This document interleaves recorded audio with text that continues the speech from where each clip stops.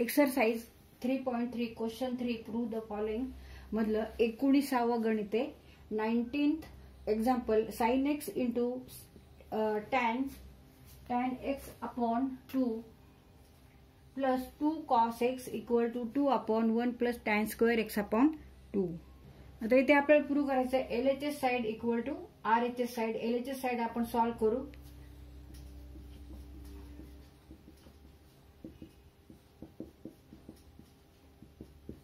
sin x into tan x upon 2 plus 2 cos x.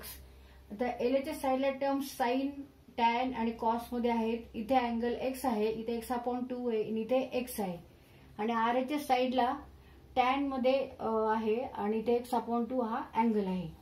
तर आता इथे आपल्याला तिन्ही टर्म्सला फॉर्म्युलाच वापरायचा आहे. sin x मीन्स sin आधी 2 theta, sin 2 theta means 2 sin theta cos theta. Now replace 2 theta by theta and theta by theta upon 2. मग sin 2 theta इथला 2 theta आपण रिप्लेस करायचा थीटा. मग sin theta equal to 2 sin theta upon 2 and cos theta upon 2.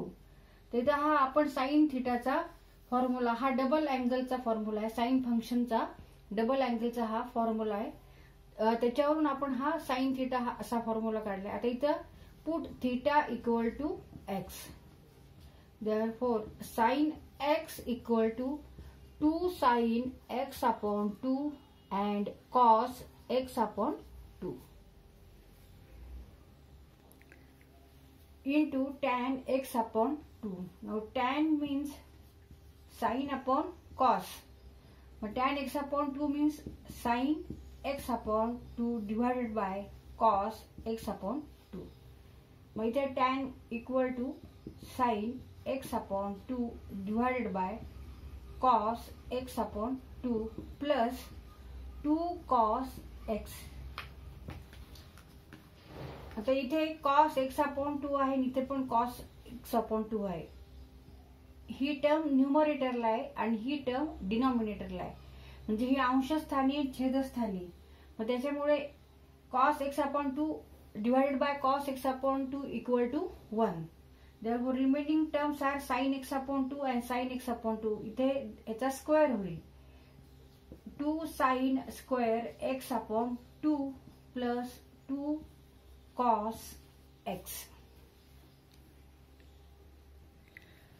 Cos 2 theta equal to 1 minus sin square theta. Now replace here 2 theta by theta and theta by theta upon 2. Cos theta equal to 1 minus 2 sin square theta upon 2. 2 sin square x upon 2 म्हणजे 2 sin square theta upon 2 equal to 2 sin square theta upon 2 equal to 1 minus cos theta. 1 minus cos theta. Now here theta is x. Therefore 2 sin square x upon 2 equal to 1 minus cos x. मग आता इथे 2 sin square x upon 2 equal to आपण काय घ्यायचं 1 minus cos x. 1 minus cos x plus 2 cos x.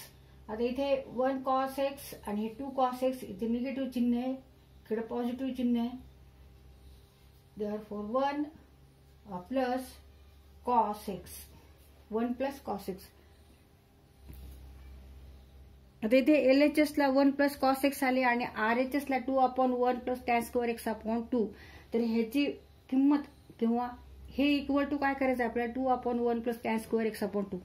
आता हे कसं काय होईल तर इथे परत आपल्याला cos 2 थिटाचा अँगल वापरायचा, त्याच्यावरून cos थिटा काढायचे. cos 2 theta is also equal to 1 minus tan square theta divided by 1 plus tan square theta. Now replace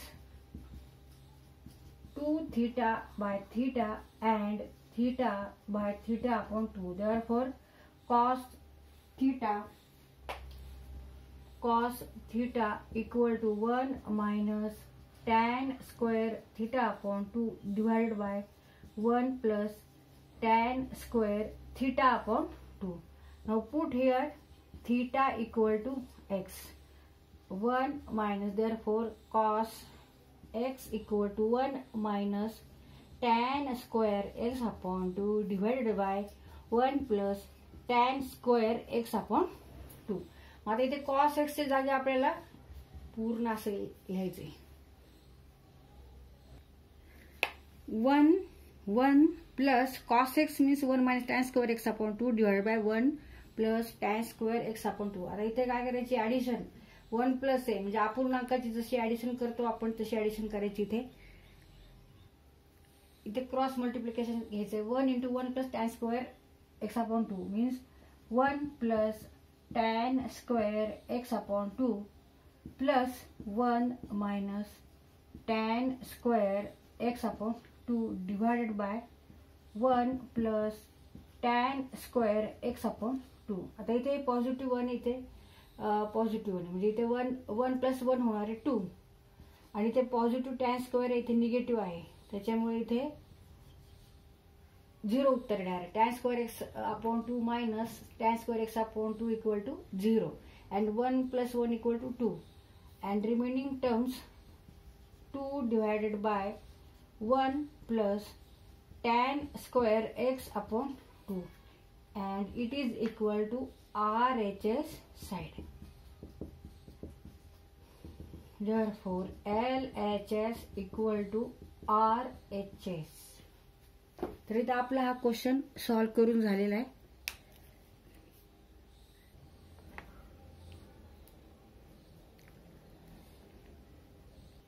तर हा क्वेश्चन सॉल्व करताना आपण कोणकोणते फॉर्म्युले वापरले. Sine x equal to 2 sin x upon 2 cos x upon 2. तर हे कशावरून काढलं तर sin 2 theta double angle of sine function. मग sin 2 theta equal to 2 sin theta cos theta. मग replacing 2 theta by theta and theta by theta upon 2. मग त्याच्यामुळे आपण हे असं लिहू शकलो. आणि नंतर tan means what sine upon cos. मग tan x upon 2 means sign x upon 2 divide by cos x upon 2. म्हणजे टॅनच्या जागी हे लिहिलं आणि साइन एक्सच्या जागी आपण एवढं लिहिलं. आता 2 cos तसेच ठेवले. मग नंतर इथे काय कट झाले बघितलं तर इथे डिलीट कोणते कोणते टर्म्स झाल्या. cos x upon 2 cos x upon 2 कारण हे न्यूमरेटरला आहे हे डिनॉमिनेटरला आहे. मग cos x upon 2 divide by cos x upon 2 म्हणजे 1.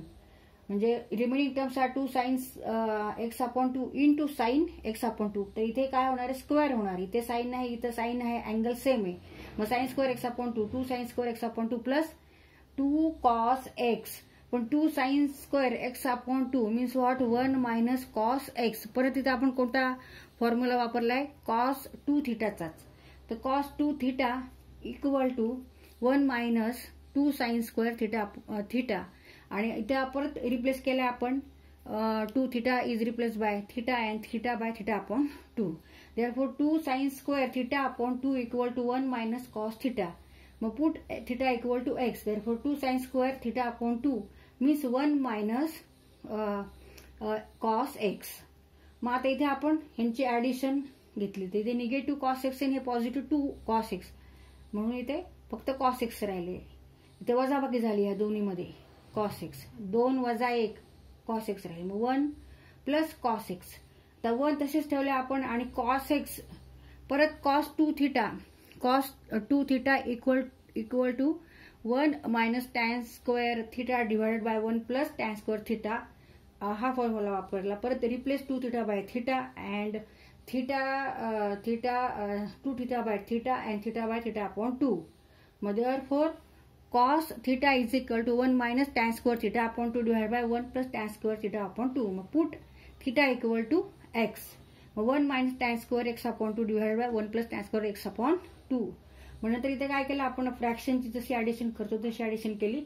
मग 1 into 1 into tan square x upon 2 plus 1 minus tan square x upon 2. आता इथे ही पॉझिटिव्ह टर्म ही निगेटिव्ह टर्म आहे त्याच्यामुळे इथे आन्सर 0 येणार आहे. tan square x upon 2 minus tan square x upon 2 equal to 0 and 1 plus 1 equal to 2 and डिनॉमिनेटरला 1 plus tan square x upon 2.